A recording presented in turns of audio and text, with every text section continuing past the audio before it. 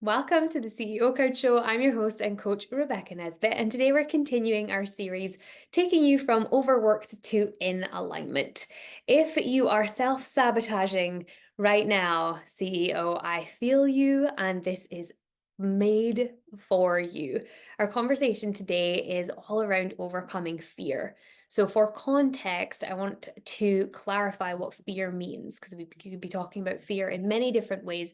And today, and specifically in my journey, I believe also in the journey of entrepreneurship, it's this fear of judgment that really comes in and stops us from doing things, whether it's fear of external judgment or it's self judgment as a result of the conditioning that you have been a part of growing up or in the entrepreneurship culture itself.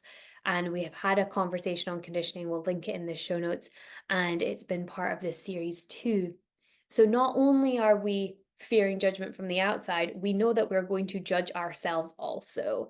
So I believe that we are way too hard on ourselves. And as someone who is a teacher of this work, I do believe that it is important that I have also been through it and in the trenches. And I believe that as we go along our journey, we start to find people that maybe have more awareness that can illuminate our own. So I hope that that is your experience with this conversation. And in my journey of rediscovering who I am outside of work, and with this perspective came the realization that one of my deepest personal wounds was judgment from others. And it has followed me everywhere and into everything. So the moment where I really started to release this, because I do think that when people are like, let it go, it's like, I am not Elsa. It is not that easy. I wish I was. It would be really cool to have those powers, that dress, that like ice castle. That'd be wonderful. But it's just not that easy to just let it go. You know, it's not a 3-minute song. And I do not sound like Adina Menzel, my friend. So I'm not going to even go there. But to bring it back to the point, I don't think it's easy to let it go. So let me talk you through the process of actually releasing this and feeling like I am overcoming it to where I am now, where I feel like very much grounded in overcoming fear as a part of my regular daily life. And I'll share with you some of the things I tell myself so that you can overcome this fear too. So it started off where I was in meditation. I was in meditation with a goddess, so an Irish goddess. Her name is Bridget, and she's the goddess of wisdom, of poetry, of healing. And I am more connected to the pre-Christian version personally, but to each their own. She's also been associated with fire, which I interpret to mean like this fiery, passionate spirit. And who isn't looking for a little bit more of that energy? You know, like, can I get a blessing? But anyway, I'm in this meditation that I just found on YouTube. Divine obviously dropped into my awareness. And I was like, this is a great idea because before this, I did not align myself with any god, goddess. I'm like, whatever you want, my friend, like Yoda, let's go there. I love that for you. And it's not my place. Genuinely, it's not my place to judge others. It's one of my deepest wounds. So I really try and not do it to other people. So it's not my place to judge others. And I've never really taken a personal stance with this before, but this is a goddess I've continued to work with and really, really enjoy being a part of that world and understanding more about her, about myself, being 100% Celtic, literally did my genealogy, 100% Celtic, then I feel like it's really important to know deeply about my lineage and ancestry and legends and what they believed and whom they believed. And it's become a whole thing.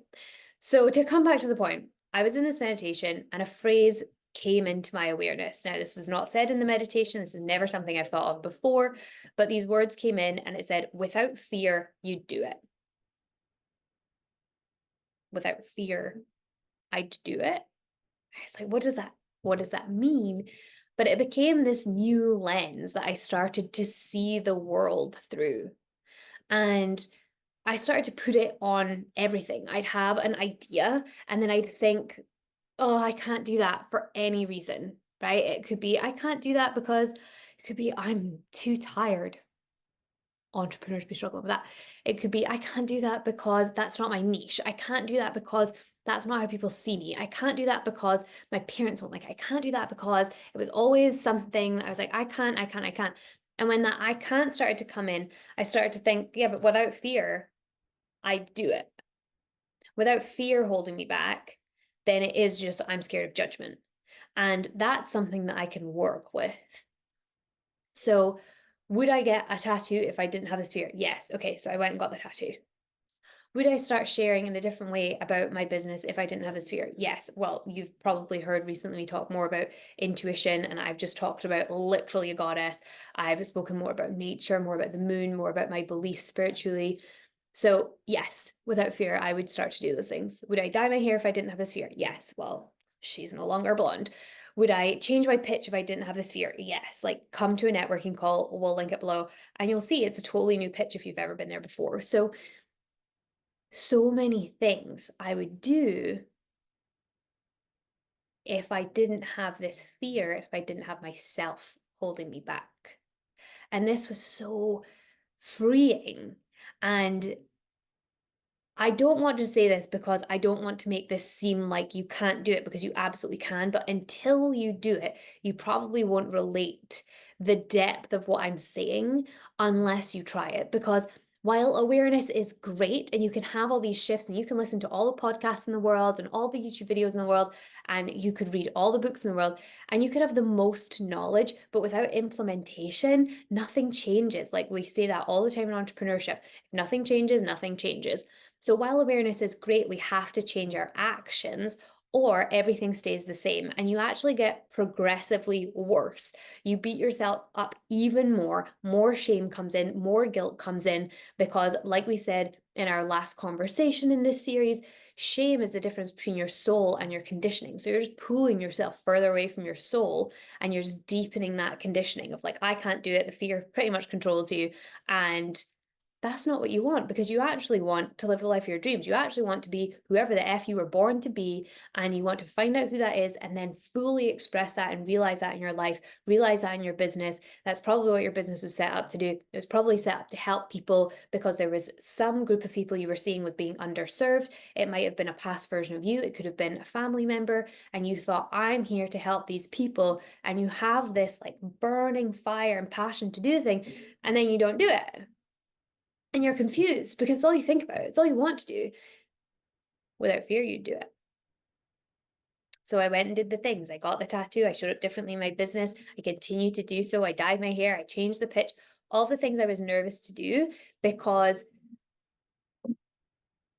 I had this realization and I knew that I needed to take action on it. And more is coming, I promise. And an extension of this is, not only did I start questioning myself, but in the moment, the mantra version of this has become, I can be scared tomorrow. I can take this step today. I can be scared tomorrow. Once it's done, I can be scared. It's great if you're a procrastinator. It's almost like a double bluff. It works not only in business, in sending the message that you're nervous to send, in creating the lead magnet that you may or may not put out, but you can decide tomorrow because you can be scared then. And you're putting off this fear until a later date, instead of putting off your dreams till a later date. It's a different lens of which to view the world, and it has completely changed my life. So I hope it helps you as much as it's helped me. And if these conversations have been a vibe for you, then do, like I mentioned earlier, come to our next CEO Crowd networking event. Not only do we give you the mic and give you a chance to promote your business to not only the women in the room, but nearly 300 women in our community. Wild, I know. And we also love to spend time with you after everyone's pitches are done and share your thoughts on topics like this and actually get to know you as a human, as a referral partner, as a business owner. And it is the most special space. We always get the most beautiful comments about how people have not experienced something like this before. They've not been taken care of this much in a networking event. They've not had the mic as much as they thought they would. And it's just like such a blessing on my life. And I would love to bless you too. So please come along and join us. And until next week, CEO, if we don't see you at networking, we will see you back here, and we'll be over here believing in you.